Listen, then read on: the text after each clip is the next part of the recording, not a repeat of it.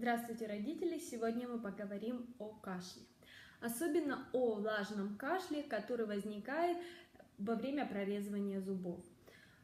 Очень часто ребенок начинает кашлять сначала понемногу, с утра, позже по нарастающей кашель усиливается. Особенно когда малыш ложится спать, то начинается усиленный кашель, он не может спать, он очень беспокоен. В ночное время нарастает симптоматика кашля. Но вы должны знать, что влажный кашель во время прорезания зубов, он не опасен. И он самостоятельно за 1-2 дня проходит. И никакого лечения не требует. Просто вы должны грамотно отличать влажный кашель при прорезании зубов и опасные симптомы кашля, которые необходимо немедленно лечить.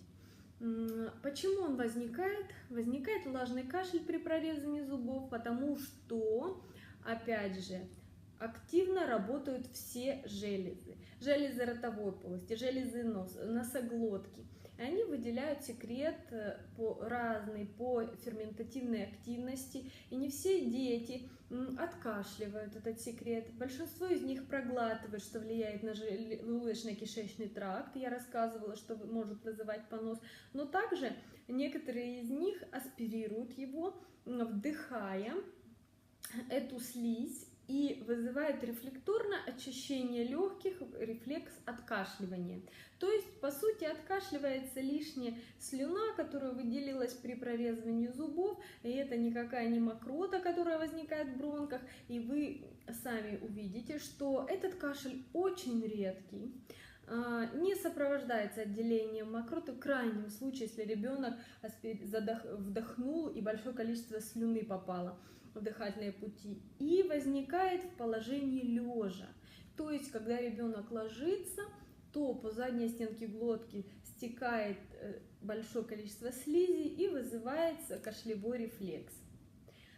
Если же у ребенка появился кашель, чаще всего сопровождающийся хрипами или одышкой, снижением аппетита или его полным отсутствием, изменением поведения ребенка, вялостью и мокротой густой, иногда она отхаркивается, иногда нет, и когда ребенок делает вдох, просто родители слышат клокочущие звуки, то этот кашель, естественно, не связан с прорезанием зубов, это кашель, вызванный бактериально-вирусной инфекцией, и необходимо обратиться к доктору и начать немедленное лечение.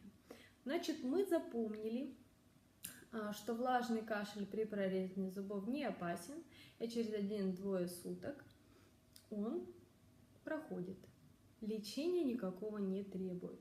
Итак, дорогие родители, мы повторим, что температура при прорезывании зубов не опасна до определенных цифр 38,5, без негативной патологической симптоматики, о которой мы говорили в предыдущих видео ответах, и мы помогаем ребенку парацетамолом.